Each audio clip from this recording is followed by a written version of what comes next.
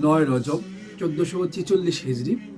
আল্লাহ সুবহানাহু ওয়া তাআলার সম্মানিত 4টি মাসের মধ্যে একটি মাস, দ্বিতীয় জুমাবারে সবাইকে স্বাগতম জানাচ্ছি। আমি আপনাদের বন্ধু জুবায়ের রহমান জুবেল। আল্লাহ সুবহানাহু ওয়া তাআলা প্রত্যেকটি মানুষের মধ্যে কিছু গুণাবলী, কিছু বৈশিষ্ট্য দিয়ে থাকেন, যেই বৈশিষ্ট্য আল্লাহর কাছে সবচেয়ে বেশি প্রিয়। এরকম উন্নত 8টি বৈশিষ্ট্য আমি আপনাদের সামনে উপস্থাপন করব ইনশাআল্লাহ, যে বৈশিষ্ট্যের মাধ্যমে আল্লাহ সুবহানাহু ওয়া তাআলা আমাদেরকে 7টি পুরস্কার দিয়ে থাকেন। আল্লাহ রাব্বুল আলামিন তার পয়গম্বরকে সবচেয়ে সুমহান চরিত্রের অধিকারী হিসেবে দুনিয়াতে প্রেরণ করেছেন। চরিত্র সম্পর্কে আয়েশা সিদ্দিকা রাদিয়াল্লাহু তাআলা আনহা বলেছেন যে রাসূলুল্লাহ সাল্লাল্লাহু আলাইহি সাল্লামের পূর্ণাঙ্গ চরিত্র ছিল কোরআনের পরিপূর্ণ বাস্তব নমুনা। এই জন্য আমরা প্রথমত যেই বৈশিষ্ট্য মুমিনদের থাকতে হবে চরিত্র সুন্দরের মধ্যে, সেটা হচ্ছে সত্যবাদিতা। আল্লাহ সুবহানাহু ওয়া তাআলা বলেছেন, ইয়া আইয়ুহাল্লাযীনা আমানুত্তাকুল্লাহ ওয়া কুলু কাওলান সাদীদা। আমরা সত্য কথা বলব। সত্য মানুষকে মুক্তি দেয়, আর মুক্তির মাধ্যমে মানুষ জান্নাতের পথ পায়। আর মিথ্যা মানুষকে ধ্বংস করে, আর ধ্বংসের মাধ্যমে মানুষ জাহান্নামে নিক্ষেপ করে। এজন্য চরিত্রের প্রথম গুণ হচ্ছে গিয়ে সত্য কথা বলা। দ্বিতীয়তে আমানতদারিতা। সূরা নিসাতে আছে আমানতদারিতা আল্লাহ তাআলার পক্ষ থেকে। এটা অবশ্যই একটা সময় তাকে জিজ্ঞাসিত করা হবে। এজন্য মুমিনের দ্বিতীয় বৈশিষ্ট্য হচ্ছে আমানতদারিতা, চরিত্রের দ্বিতীয় গুণ। 3 নম্বরে মা বাবার সাথে সুন্দর ব্যবহার করা।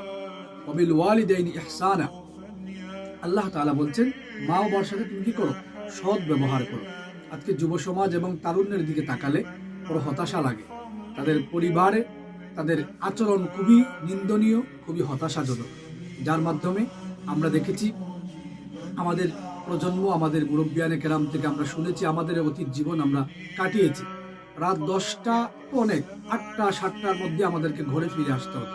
কিন্তু এখনকার প্রজন্ম 12টা 1টা সারা রাত বাইরে আড্ডা দিচ্ছে, দিনকে দিন বন্ধুদের সাথে ঘোরাঘুরি করছে, পড়ালেখায় মনোযোগিতা নেই, তাদের পরিবারের মধ্যে তাদের কোনো দায়বদ্ধতা নেই। তার কারণ হচ্ছে পরিবার কিন্তু চেষ্টা করছে, কিন্তু তার মধ্যে ওই পরিবারকে গ্রহণ করার মানার মতো আদবের মেজাজ নেই, যার কারণে বেআদব তৈরি হচ্ছে, আর তার বদ আমলের কারণে সে বেআমল হচ্ছে, এবং এই উভয় কাজের কারণে সে উশৃঙ্খল মেজাজে এসে বড় হচ্ছে। এই জন্য 3 নম্বর চরিত্রের বৈশিষ্ট্য হচ্ছে মা বাবার সাথে সুন্দর আচরণ করা। আর 4 নম্বরে আত্মীয়তার সম্পর্ক। আমরা অনেকেই নিজের পরিবার সব ঠিক আছে, কিন্তু আমাদের আত্মীয় স্বজন অসহায়, অসুস্থ, পেরেশানিতে আছে, কখনো আমরা তাকে খোঁজ নেই না। এটা ঠিক না। রাসূলুল্লাহ সাল্লাল্লাহু আলাইহি সাল্লাম বলেছেন, লা ইয়াদখুলুল জান্নাতা কাতি। আত্মীয়তা ছিন্নকারী জান্নাতে প্রবেশ করতে পারবে না। এজন্য আমাদের উচিত, যদি আমরা আমাদের হায়াত বৃদ্ধি করতে চাই, আমাদের রিজিক বৃদ্ধি করতে চাই, তাহলে অবশ্যই আমার সাধ্য অনুযায়ী আত্মীয়তার খোঁজ খবর নিয়ে, আমি যেতে পারি না, আমি কিছুদিন পর পর খোঁজ নিয়ে ফোন দিয়ে আমি তাদেরকে আমার ভালোবাসা বিনিময় করি। 5 নম্বর হচ্ছে ওয়াদা পূর্ণ করা। ওয়াউফু বিল আহদি ইন্নাল আহদা কানা মাসউলা। সূরা বনী ইসরাঈলের 34 নম্বর আয়াত আল্লাহ বলছেন যে তোমরা অধিকার পূর্ণ করো, তোমরা তোমাদের উপর যে ওয়াদা দেওয়া হয়েছে সেটা পূর্ণ করো। যে নিশ্চয়ই আল্লাহ সুবহানাহু ওয়া তাআলা এই ওয়াদা সম্পর্কে তোমাদেরকে জিজ্ঞাসিত করবেন। সেটা হচ্ছে ঈমানদারের 5 নম্বর বৈশিষ্ট্য, মুমিনের চরিত্র। 6 নম্বর প্রতিবেশীর হক।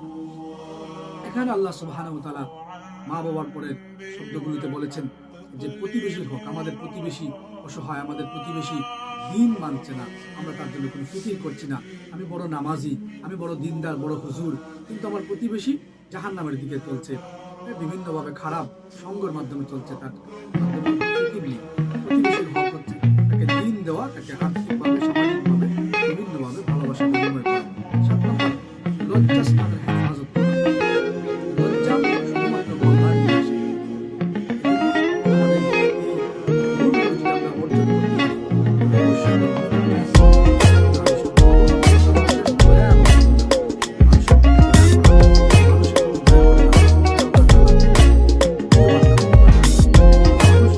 অবশ্যই পশুর প্রতিও দয়া করতে হবে। এটাই আমাদেরকে ইসলাম শিক্ষা দেয়, করুণা করতে হবে। যদি এই 8টি বৈশিষ্ট্য আমরা অর্জন করতে পারি, আল্লাহ সুবহানাহু ওয়া তাআলা আমাদেরকে 7টি পুরস্কার দিবেন। 1 নম্বরে আল্লাহ সুবহানাহু ওয়া তাআলা আমাদেরকে সহজভাবে জান্নাতের রাস্তা পৌঁছে দিবেন। 2 নম্বরে আমাদের যে নেকের পাল্লা আছে, এই ইবাদতের মাধ্যমে এই নেকের পাল্লা আল্লাহ তাআলা ভারী করে দিবেন। আমাদের ঈমান যে রয়েছে 3 নম্বরে, এই ঈমানের মধ্যে আল্লাহ পরিপূর্ণতা দিবেন। 4 নম্বরে রাসূলুল্লাহ সাল্লাল্লাহু আলাইহি সাল্লাম যে গুণাবলী বৈশিষ্ট্য নিয়ে দুনিয়া আগমন করেছেন, এর মধ্যে অন্যতম গুণাবলী হচ্ছে উত্তম চরিত্র, মহান সুমহান চরিত্র মানুষের মধ্যে তৈরি করা। সেই চরিত্রের মিশন আপনি বাস্তবায়ন করলেন। 5 নম্বরে আপনি নামাজ পড়ছেন, অন্যান্য ইবাদত করছেন, শুধুমাত্র আপনার চরিত্র যদি ঠিক করতে পারেন, ওই নামাজ, ওই রুকু, ওই সেজদা, ওই রোজা, সব ইবাদতের মধ্যে এই চরিত্রকে হেফাজত করার অর্জনের ইবাদত আপনি পাবেন। 6 নম্বরে সর্বোত্তম আল্লাহ তাআলা একটি জান্নাতে ঘর তৈরি করেছেন। যাদের চরিত্র সুন্দর হবে, তারা নিজের যৌবনে হেফাজত করবে, তারা চোখকে হেফাজত করবে।